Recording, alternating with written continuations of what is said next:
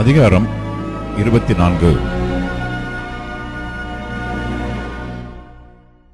பின்னும் கர்த்தர் மோசேயை நோக்கி, குத்துவிளக்கு எப்பொழுதும் எரிந்து கொண்டிருக்கும்படி அதற்காக இடித்து பிழிந்த தெளிவான ஒலிவ எண்ணெயை இஸ்ரவேல் புத்திரர் உன்னிடத்தில் கொண்டு வரும்படி அவர்களுக்கு கட்டளையிடு.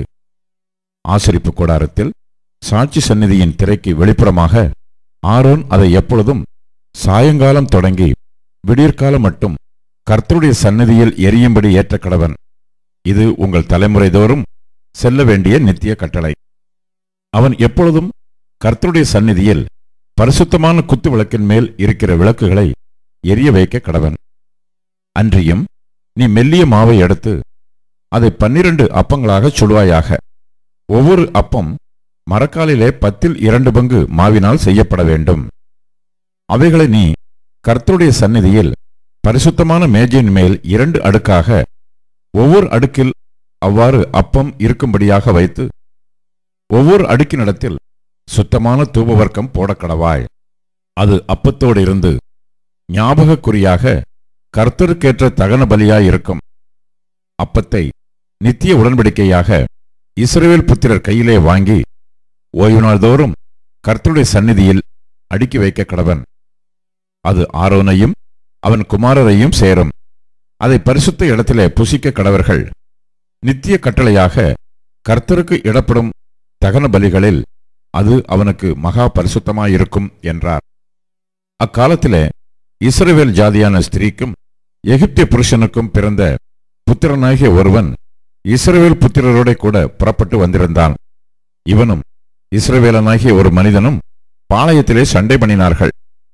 அப்பொழுது இஸ்ரவேல் ஜாதியான அந்த ஸ்திரீயின் மகன் கர்த்தரின் நாமத்தை நிந்தித்து தூஷித்தான். அவனை மோசேயினிடத்தில் கொண்டு வந்தார்கள். அவன் தாயின் பேர் செலோமித். அவள் தான் கோத்திரத்தானாகிய திப்ரியின் குமாரத்தி. கர்த்தரின் வாக்கினாலே தங்களுக்கு உத்தரவு வரும் மட்டும் அவனை காவல்படுத்தினார்கள். அப்பொழுது கர்த்தர் மோசேயை நோக்கி, தூஷித்தவனை பாளையத்துக்கு புறம்பே கொண்டு போ. கேட்டவர்கள் எல்லாரும் தங்கள் கைகளை அவன் தலையின் மேல் வைப்பார்களாக.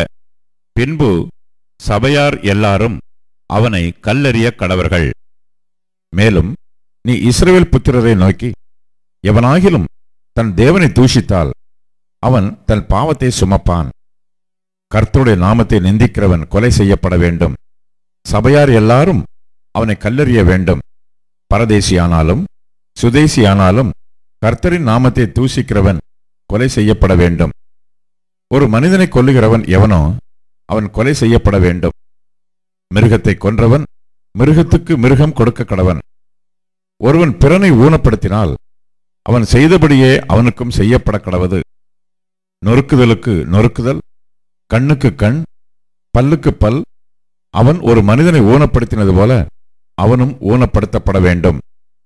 மிருகத்தை கொன்றவன் பதில் கொடுக்க வேண்டும். மனிதனை கொன்றவனோ கொலை செய்யப்பட கடவன். உங்களில் பரதேசிக்கும் சுதேசிக்கும் ஒரே நியாயம் இருக்க வேண்டும். நான் உங்கள் தேவனாகிய கர்த்தர் என்று சொல் என்றார். அப்படியே தூஷித்தவனை பாளையத்துக்கு புறம்பே கொண்டு போய் அவனை கல்லெறியும்படி மோசே இஸ்ரவேல் புத்திரரோடே சொன்னான். கர்த்தர் மோசேக்கு கட்டளையிட்டபடியே செய்தார்கள்.